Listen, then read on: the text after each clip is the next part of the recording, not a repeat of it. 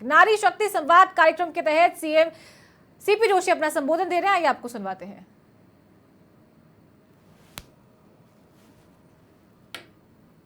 है वो आपके द्वारा बनाया हुआ होता है। मैं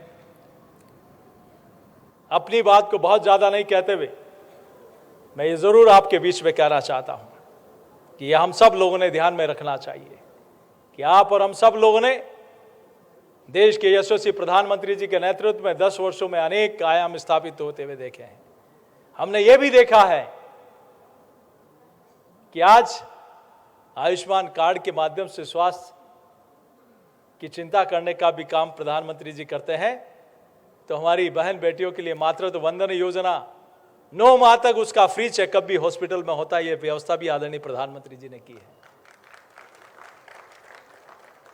हमने ये भी देखा है कि मातृशक्ति किस प्रकार से चूल्हे पर खाना बनाते हुए अपना स्वास्थ्य की चिंता किए बिना कितने वर्षों से काम कर रही है, लेकिन उनको आजादी के बाद से अब तक जितने गैस के सिलेंडर नहीं मिले, गैस के कनेक्शन नहीं मिले, उससे ज्यादा मोदी जी ने इन 10 वर्षों में दिए हैं।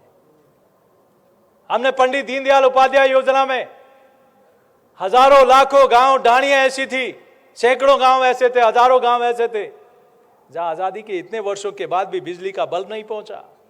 मोदी जी ने कहा ऐसा नहीं हो सकता। इस योजना के माध्यम से चाहे 2 घर भी किसी आदिवासी डाणी में सुदूर पहाड़ी पे हो तो वहां भी 30 खंबे लगाकर भी बिजली का बल्ब तक भारत सरकार ने, मोदी सरकार ने वहां तक पहुंचाने का काम किया। और ये जरूर मैं कहता हूं, कई बार कहता हूं कि जिस घर में मां, बहन, बेटियां, पत्नी खुश होती है, सुखी रहती है, वो घर किसी स्वर्ग से कम नहीं होता है।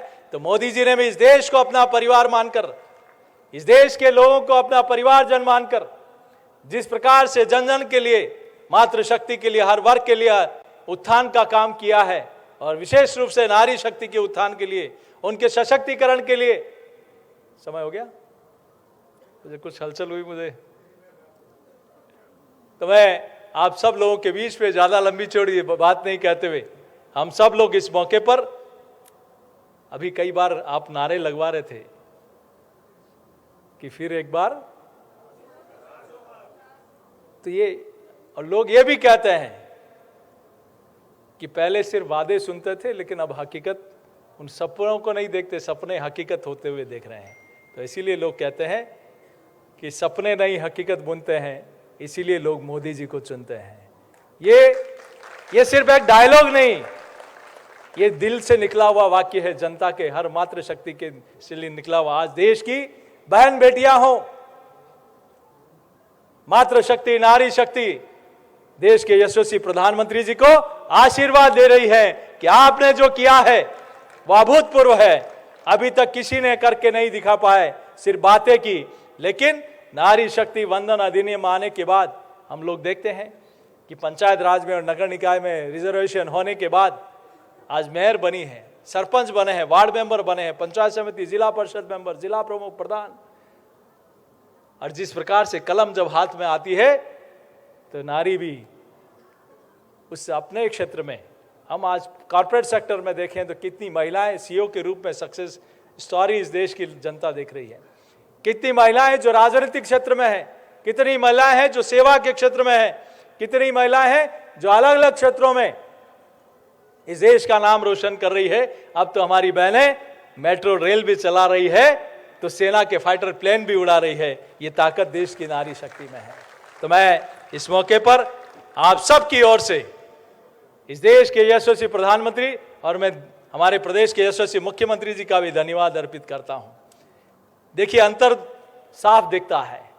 एक तरफ समय था 2023 से पहले, 2023 में 5 वर्ष निकलने के बाद अंतिम 4 महीनों में याद आया कि मैं सस्ता गैस सिलेंडर दूं, तो जनता भी ने भी उनको सस्ता बनाकर बिठा दिया। लेकिन प्रदेश के नए मुख्यमंत्री ने कहा कि मैं मेरी बहनों को किया हुआ संकल्प पूरा करूंगा, तो 30 दिन के अंदर कहा कि मैं 450 रुपये में गैस का सिलेंडर दूंगा।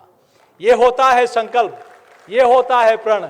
तो यही बातें, चाहे पेंशन को लेकर हो, चाहे किसान सम्मान निधि को लेकर हो, ये बातें उन्होंने जो कही वो उसको पूरा करके दिखाया। तो मैं आप सबसे आग्रह करूंगा कि देश के यशस्वी प्रधानमंत्री के लिए एक बार जोरदार करताल ध्वनि से उनको आशीर्वाद दें, उनको स्नेह दें, समर्थन दें। यही मैं अपनी ओर से बात करते हुए देता हूं अपनी वाणी को विराम। जय श्री राम।